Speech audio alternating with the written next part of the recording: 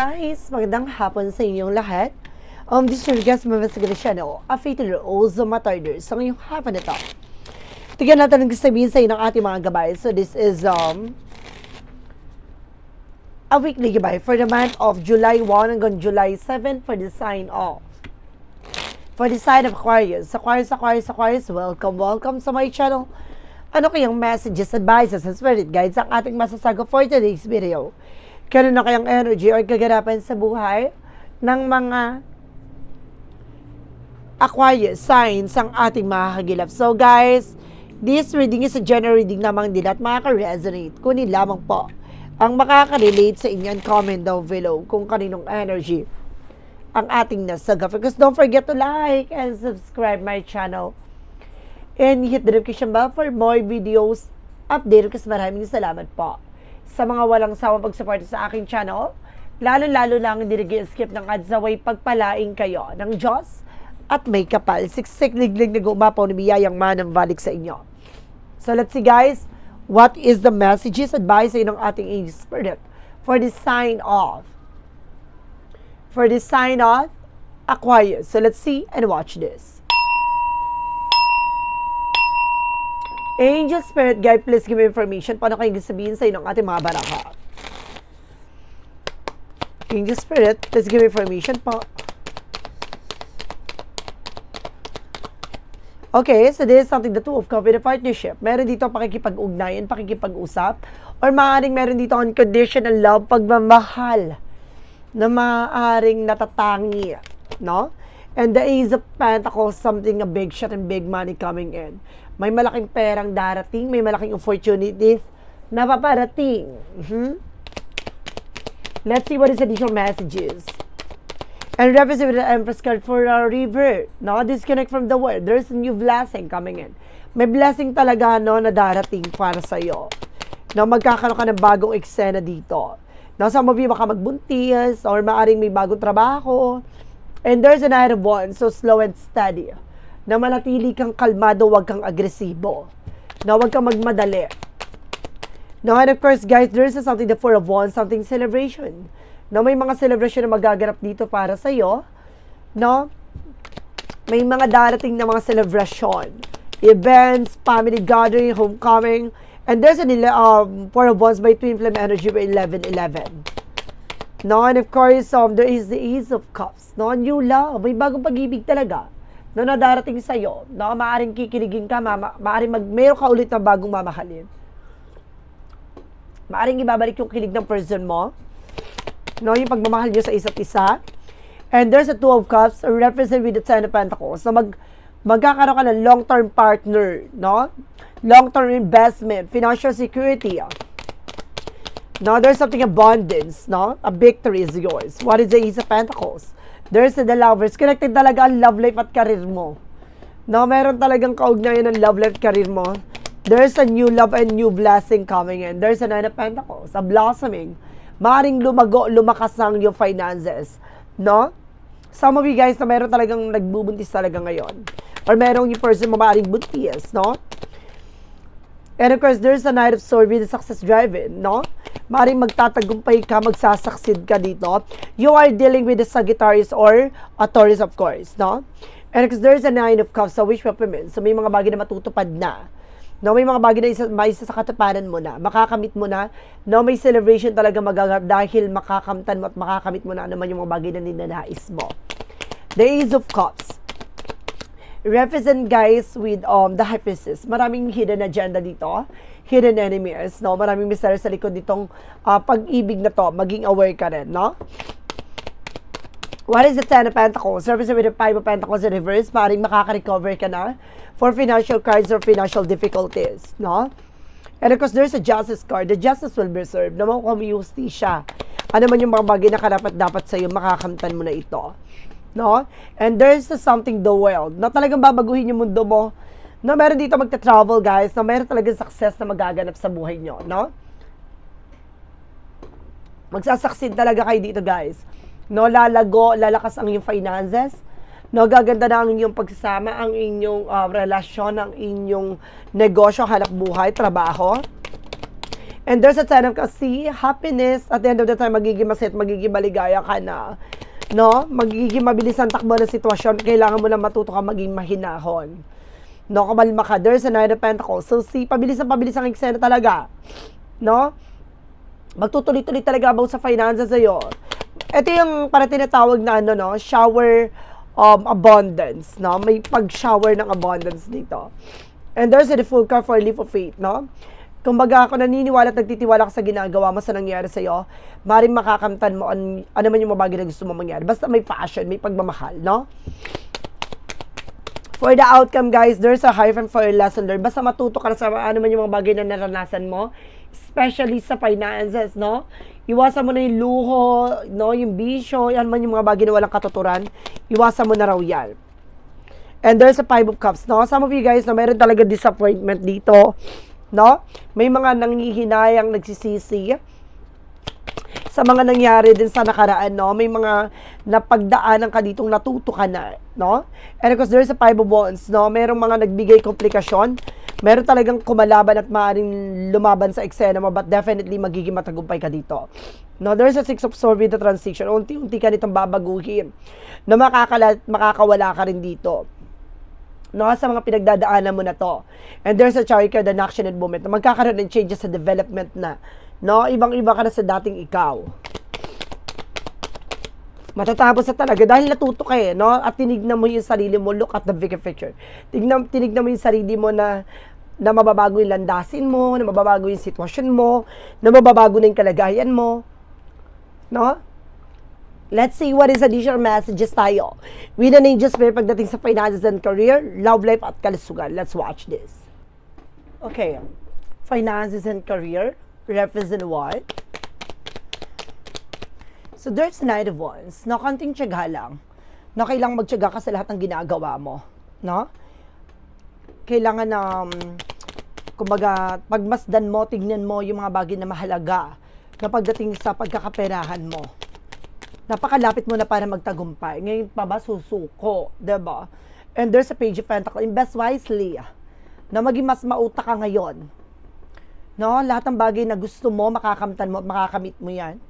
Basta matuto ka maging practical at secure sa kung ano man yung mga bagay na meron ka. And of course, there's a the Moon card. No? There's something a truth reveal. No?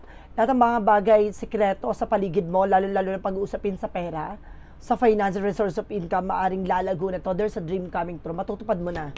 No, maaring magkakaroon ka na ng something, a new solution, new formula para makamtan mo ito. No, kasi ibabahagi na lahat ng katotohanan sa yun dapat mo malaman eh. No, how to manage, how to control, lahat ng mga bagay na nagbibigay komplikasyon, no, lalo-lalo pagdating sa finances, malalaman mo na, matututunan mo na. And of course, there's a Seven of Cups. No, marami ka ng options. No, there's a multiple options coming in. No, and of course, the Page of Swords. No, magiging curious ka na. No? Aalamin mo na lahat. Hindi ka na, kumbaga, one-sided or either, kumbaga, kung ayun lang yung alam mo, yun lang. No? Ngayon, mas lalawak na siya. Marami ka ng balak, marami ka ng iniisip, marami ka ng gustong gawin. No? Multiple ideas, no? And of course, there's a Page of Swords na being curiosity. Ngayon, aalamin mo na, tutuklasin mo lahat-lahat. No? Hindi ka na babase sa isang eksena lang. Gusto mo, kumbaga, mas marami ka ng pangahawakan ngayon na resource of income. Now, let's see what is additional messages. Pagdating naman tayo sa love life. Anong chika sa'yo pagdating sa buhay, pag-ibig? So, there's an Ace of Swords. Now, there's something, a breakthrough. Oh, magtatagumpay ka. Na pagdating sa buhay, pag-ibig, mapagtatagumpayan mo naman daw ito. And of course, there's a there's a Four of Pentacles. Basta proteksyonan mo at pangalagaan mo yung sarili mo. Bibigyan liwanag ang isip mo dito, no?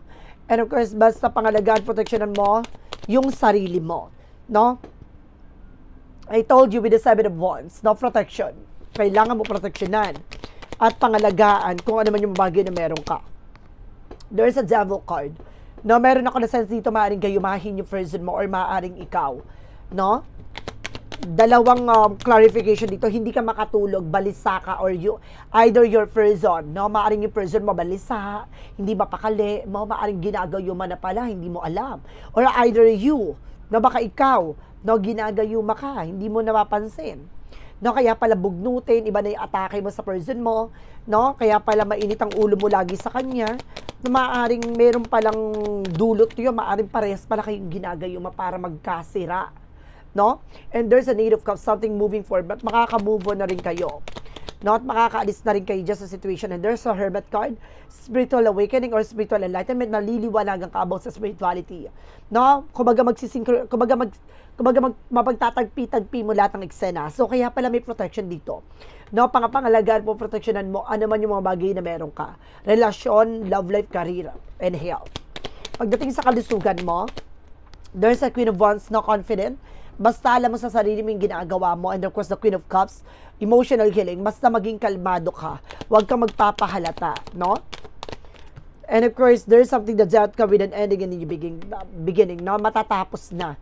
No? Nagbibigay stress, kaguluhan sa utak mo with the Three of Swords in reverse. No? Releasing pain. No? Mawawala na yung, kumbaga, yung pangamba mo, mawawala na yung nararamdaman mong disappointment or something pain, insecurity. No? Mawawala na yon. Kasi parang nagkakaroon dito ng ego na parang ano ka na bakit ganito ka, bakit ganito siya, bakit ganun. Kumbaga, yung gusto mo, meron ka nito, meron ka ganyan. Kumbaga, may mga pumapasok sa negativities dito. No, unti-unti na yung papakawalan. And of course, there's a Knight of Cups, no? Mag-ingat ka dito, no, yung mga pagkain na offer. No, huwag kang tatanggap na pagkain na galing sa ibang tao.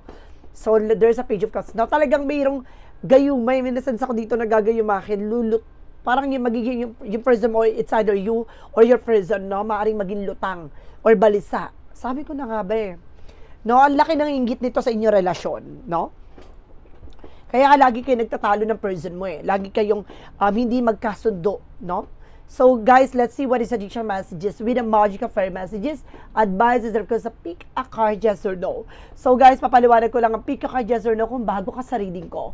No, pick a card, yes or no, pwede ka magtanong. Isa lang ang magiging sagot yan within 1, 2, or 3. No, pag nakapili ka na, comment down below kung anong number na pili mo para malaman ko kung umabot ka ba sa reading na to.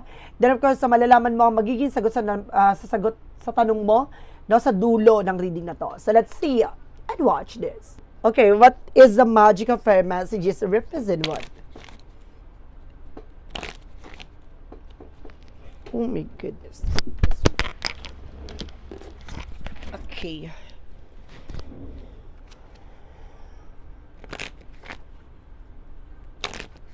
Let's see. What is the magical fairy messages? Oh, healing, healed, healer. O talagang hihilom. No, gagaling ka sa iyong mga karamdaman, no, with your person then. And there's a winter. The answer is here. So ngayon, mapagtatagpi-tagpi mo na masasagot na lahat ng tanong mo. No, and there's a spiritual teacher. Kailangan mo talaga ng albularyo, manggagamot. And of course, there's the lucky color is violet. No? There's a purple or violet. No? Maaring ito yung lucky color mo. Oh my God, may kailangan mo talaga ng albularyo dito para gumaling ka. At masasagot na talaga lahat ng katanungan mo. No? Talagang tinumbok. No? Talagang pupuntuhin punto sa punto. What is the yin and yang oracle card?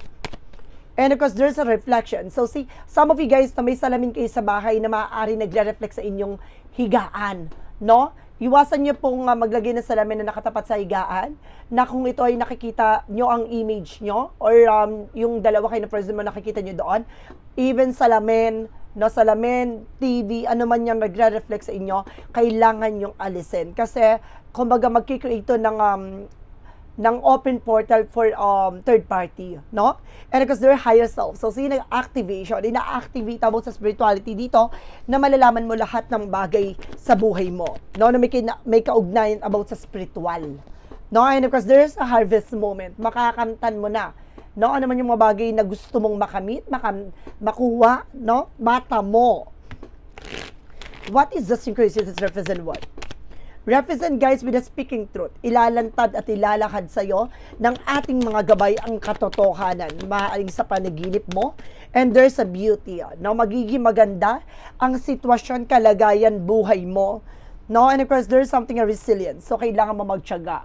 No? Kailangan mong magpatuloy sa iyong ginagawa. So, let's see what is the romance say for a Mystic Love Oracle deck. And there's a single, not in relationship. Until now, single ka. No, na maaaring nagkaroon ng separation dito, na may hinihintay ka, and there is a whole inner growth. No, ngayon pinalawak na at pinalakas na. No, starting ng, kumbaga, at the age of 30, no, nagbago ka talaga. No, nagkaroon something, na, kumbaga, nag-growth and expand talaga yung iyong personality, yung sarili mo. And there's an story. May hihingi talaga ng tawad from the past. Ooh. So let's see what is an angel's number. Represent what? For an angel's number, represent with a 0330 with a lucky ship. No? Pursue your goals and get what you want. It will provide wonderful benefit for you and people you hold there. Your ability to communicate is improving at this time, which will make it easier for you to stand out in the crowd and of course to interact with a broad spectrum of individuals. So see, unti-unti mo yan talaga magbabago ang sitwasyon mo, kalagayan mo, na kumapit ka, babaguhin ito ang mundong ginagalawan mo. So let's see what is the Money Move Oracle deck. Represent guys with alchemy. Oh my God, it's more on spiritual talaga. No, alchemy is a transform of the situation using witchcraft, occult and learning God's secrets. So, ibig sabihin dito, no, kaugnay dito guys, na pinapakita, no, at ibinabahagi sa'yo about sa spirituality. No, pinapakita sa'yo talaga dito, may kaugnayan, lahat ng bagay na nangyari sa buhay mo. No, kailangan mo matuklasan, malaman lahat ng bagay na nangyayari sa hinaharap mo. Oh my goodness. Or sa sitwasyon mo. What lies beneath in the future? Kaya nangyayari to lahat ng to may mali. Ganon. So, kailangan mong you need to take an action. And of course, guys, there is something already knowing the tea. So, ibig sabihin dito, guys, no, alam mo na. No? Alam mo na lahat. Ngayon, kumaga pinagmamasdan mo na lang kung ano yung magiging resulta. Oh, what is the shadow work represent what? Ibig sabihin, natuklasan mo na, napagtagpi-tagpi mo na. At ngayon, kumbaga, inaaral mo na. That's good. And of course, the shadow work represent what? Relentless craving, consume, eroding and habit. Addiction is a prison disguised as a freedom. So, palayaan mo yung sarili mo sa mga nakasanayan mo, mga nakagawian mo, bisyo, luho, ano man yung mga bagay na nakakasama sa inyong relasyon. No? So, let's see what is a clarifying for a love situation.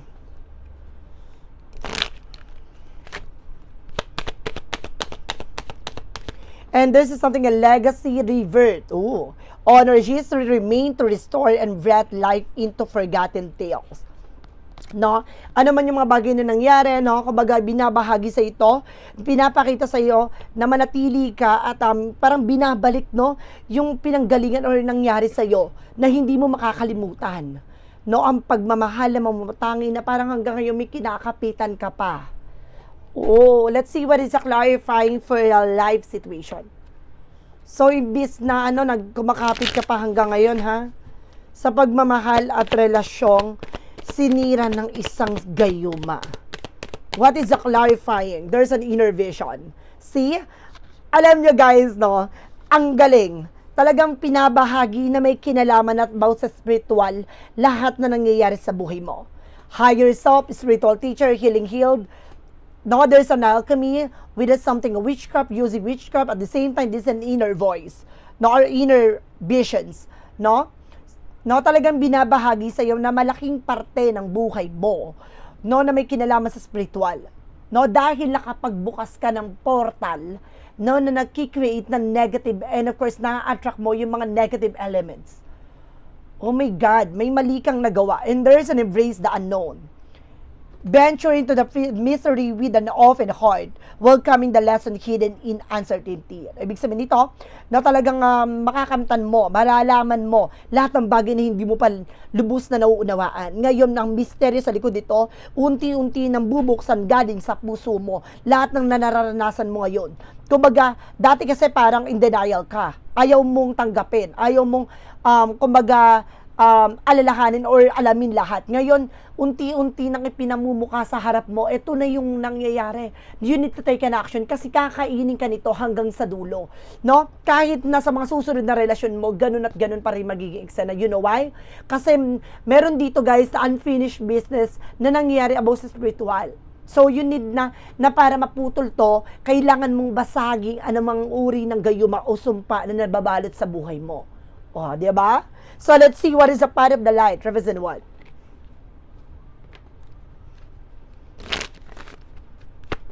What is the path of the light? Represent what? And there's a firmly believe. Basta naniniwala ka. Now, I believe in myself, in life, and in the goodness of God. Within a wavering faith, I have the power to fulfill my dreams. The will of my Almighty guides me, and my life is a bath of the divine light. My heart is open to the universe, embracing all the blessing it has to offer. Na talagang maniwala ka, no? Ano man yung mga bagay na nangyari sa'yo ay ayon sa kalooban ng Diyos. No, ibinigay sa'yo ito, binahagi sa'yo, kasi alam niya na may knowledge or something, and kumbaga spiritual abilities ka na kailangan mong ma-unlock. Or either, kumbaga kailangan buksan mo yung isip mo sa lahat na nangyayari dito sa'yo sa kasalukuyan dahil kailangan mo ng tuldukan anumang uri ng masamang mahika na nababalot sa iyo nakaraan. So guys, let's see what is a pick a card, yes or no. So let's watch this. Okay, nandito na tayo with a pick a card, yes or no. Oh my God. So, unahin na natin number 1, no? Kung sino yung nakapili na number 1 natin yung magiging sagot sa tanong mo, guys. And there is a no. Path are closed, not lock out, do not enter. No, ibig sabihin nito, no, talagang parang may sirang eksena na hindi ka dapat, kumbaga, dumaan dyan. No, humanap ka na ibang paraan o ibang daanan. No, wag mo subukan dumaan dyan dahil maaaring magdulot ng pagkasira, no? Lalong mapunta ka sa hindi magandang eksena, no? Wag mo nang ipilit pa. Number 2. There is a yes, it's going swimming off the hook in the flow. No, sasabay dito sa agos. No? Makakalangoy at hinga ka na ng maluwag. No? Dadaloy na ang magandang kapalaran para sa iyo. Number 3. At yung decision mo yes, ang number 1 is no. No? And there's a no again. No? Unfinished business. I told you. Lose and feel restless. So, parang pili mo wala ng pag-asa, merong hindi natapos. No, kailangan mong ngayon pa lang natapusin na to. No, may mga bagay sa buhay mo na hindi natapos at parang walang hanggan na. Ngayon, alamin mo yung punot dulo at kung ano man yung mga bagay na kailangan mong gawin mo. No? So, ibig sabihin nito na wag mong hayaan, no, na lumawak pa o lumaki pa anumang uri ng masamang mahika na nababalot dito sa iyo. So guys, this is a weekly gabay for the month of July 1 hanggang July 7 for the sign of Aquarius. Aquarius, maraming salamat po for this wonderful reading. So once again, this reading is a general reading na mga hindi lahat makaka-resonate. Kunin lamang po makaka-relate sa inyo, comment down below kung kaninong energy ang ating nasagot. And because don't forget to like and subscribe my channel and hit the notification bell for more videos update. Kasi maraming salamat po sa mga walang sawang pagsuporta sa aking channel, lalo-lalo nang dinigi-skip ng adsaway pagpalain kayo ng Diyos at may kapal. Siksik-liklik na gumapo na biyayang manumbalik sa inyo at maraming salamat po. And see you the next video. Bye-bye and babush!